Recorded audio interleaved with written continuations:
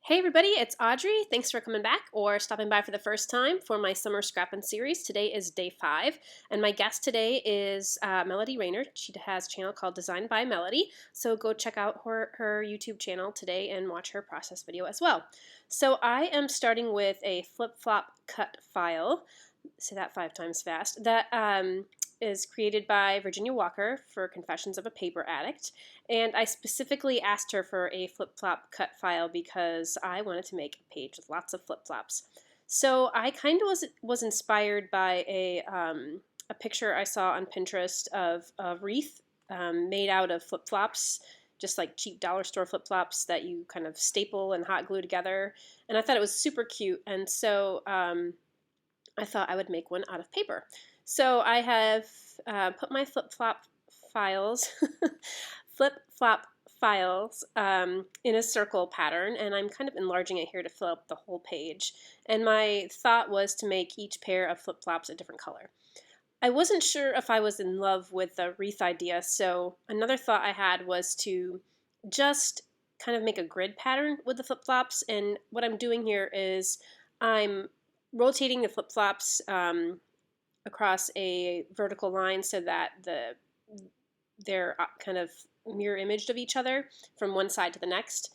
And I thought maybe I could have a photo here, a 3x4 photo in the middle, excuse me, and then just kind of embellish around the flip-flop. So this was another idea that I was leaning towards, and I thought I was going to actually go with this design instead of the wreath design. So I get this all laid out and then I cut it, and I had to actually go back and cut it again and modify the file. So there's my first cut, and you can see my grid design there. The lines were way too thin to cut because I made the flip-flops too small. So I had to go back and actually delete some of the lines in each pair of flip-flops that gave kind of more detail. So you can see here, like the insides of the straps were cut out too. So I deleted all those lines so that the straps now were just white. So I had to play around with a little bit. I'm sure if you enlarge this file and use it as a large size, or did I just say this flip file? This cut file, if you used it as its normal size, you know, bigger than a 2-inch file, the lines would have been fine. But I wanted these small flip-flops, so I had to play with it a little bit. Okay, so I cut out 12 pairs of flip-flops, and I am going through using the Sunny Days collection from Crate Paper, and this is the 6x8 paper pad, and I am going to fussy cut every single shoe. And notice I am doing one shoe at a time, and that's because the flip-flops are kind of, each pair of flip-flops, one flip-flop is kind of angled differently than the other flip-flop.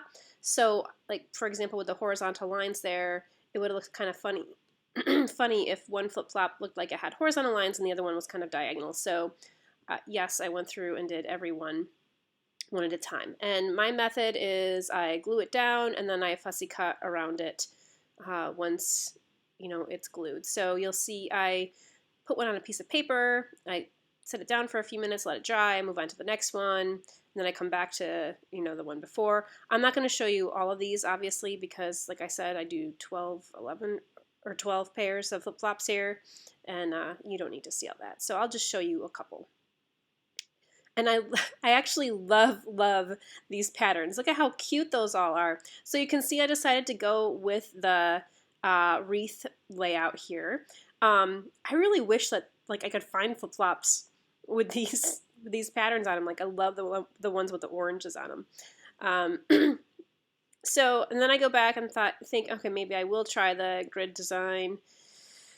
Once you get them backed with paper, they obviously look different. So you really got to play around with it once you get it all done. And I think and I tried another thing here, like overlapping them, but you lose the flip-flop look when you do that. So I'm going to go with the wreath, I think.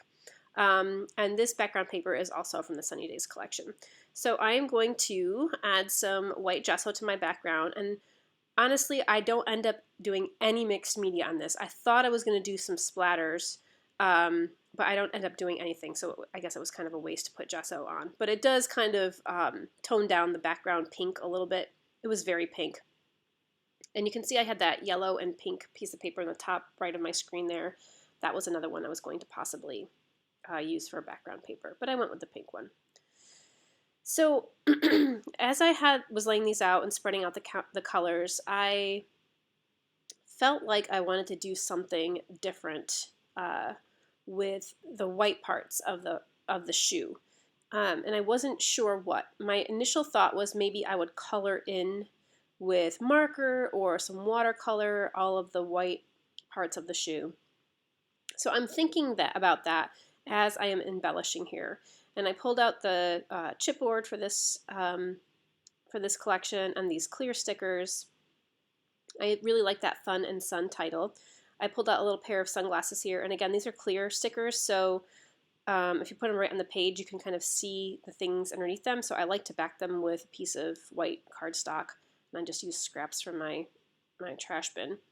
I'll put a few phrase stickers here and there. So I really am starting to embellish, and I don't have my actual design set in stone yet, so I decided to stop and really think about what I'm going to do with these flip-flops.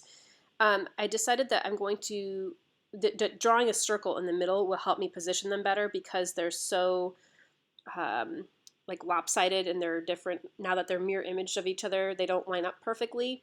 So I drew a circle with a white pen. I know it looks a little bit gray there. That's because I think my gesso was still white, so my pen actually like made an indentation in the paper as well as putting some white on there. And that will help me line up the shoes better. By the way, that stencil is from Crafter's Workshop. It's very old. I always get comments and questions about that stencil. I do not think they make it anymore. It is one of my favorite stencils ever. That's really good for centering circles on your page. So as I was going through the clear sticker sheet, I found this kind of gold foil. It looks like it's a 4x6 size, and I don't know, like I really don't know how you would use it. Like, I don't know, over a piece of pattern paper or something. But I thought I would cut it up because it had corners, like a corner design in the 4x6 square. So I just cut out each corner. I'm going to layer that in the corner of my background paper. And then this remaining piece, I thought, you know what, maybe I'll use that too. So I used my circle template. That one was a little too big. The 4-inch one fits just perfectly. And I'm going to trace around that with a pencil and just cut out that clear sticker and put it right in the center of my wreath there.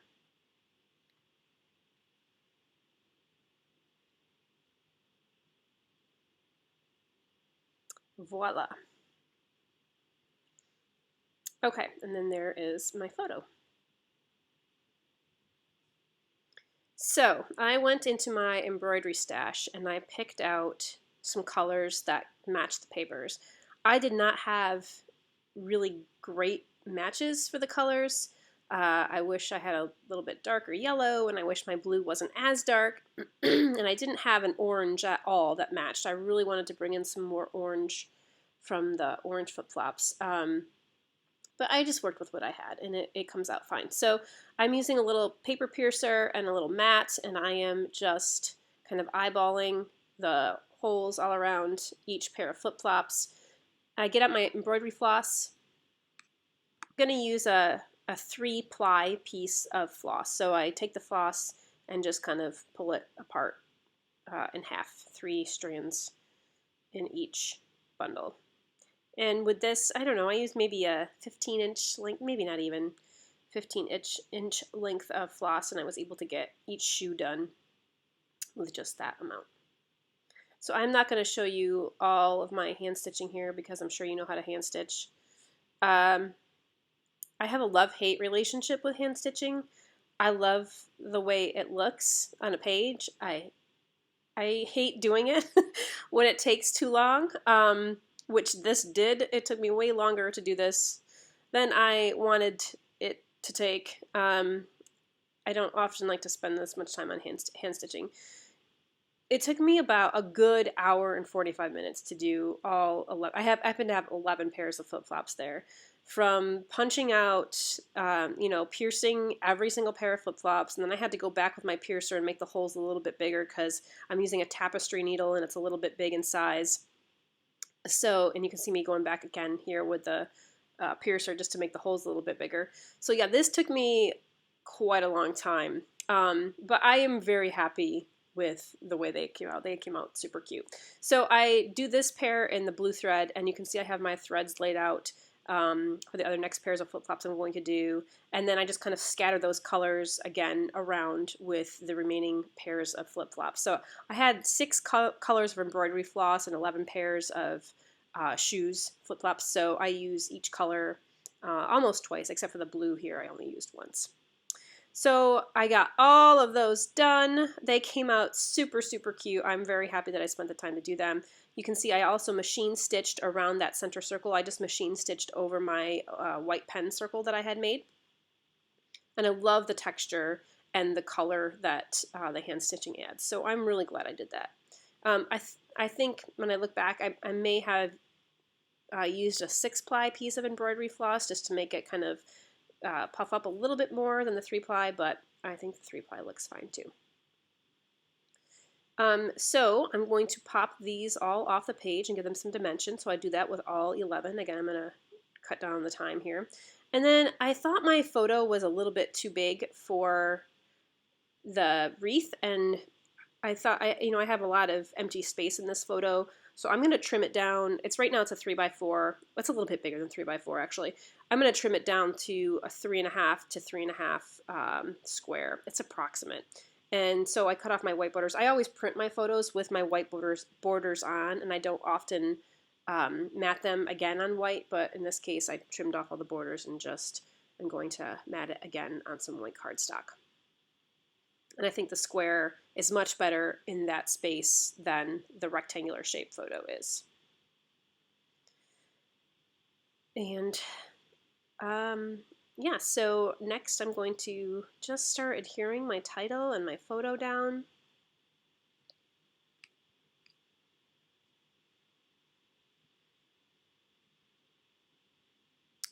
Instead of putting my foam right on the photo, I fit the foam to the space underneath the flip-flops because I don't want it to get lumpy over, because the flip-flops are popped up too, so I want to just make sure it's all even. And then I go through and I start adding some other little bits. So I'm going to play around with some of these stickers, kind of scatter some things around. I love these clear stickers. They're great to put over photos and on backgrounds and just to tuck under bits here and there. I'm looking for something orange because I want to bring in some more of that. I feel like all the other colors are pretty balanced in here except the orange. So I need to bring in a couple other things that are orange. And I end up, the only thing that was orange on the sticker sheet was an actual orange, and I didn't want to really add that to the page. So I found a couple hearts that are different colors. I'll scatter those around. This little beach ball is cute. I'll put that in there somewhere. I don't want to cover up too much of the flip-flops because those are obviously the standout, element of the page. I need a date sticker and, of course, a sticker for my journaling here.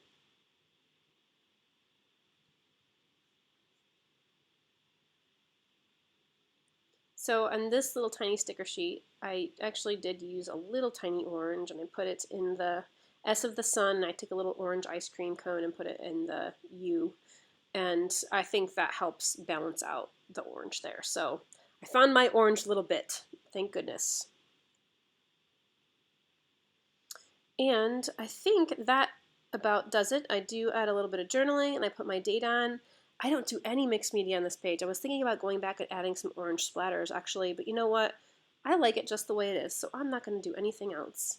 And there is the finished page, and I love how this came out. This might be my favorite page so far of this series. I know it's only day 5, but I think this one's going to end up being one of my favorites of the summer because I love the flip-flops and I love the stitching detail on the strap parts. So here you can see them all, the different colors and patterns. And how great is this line? This collection is so awesome for summer. I love crepe paper, one of my favorites. You can see my machine stitching there along with the hand stitching and just my layering. So that is it for day 5. Thank you so much for joining me today. Be sure to check out Melody's page today, and also check out the Confessions of a Paper Addict cut file store if you like the flip-flop cut file. And I will see you tomorrow. Stay scrappy, my friends.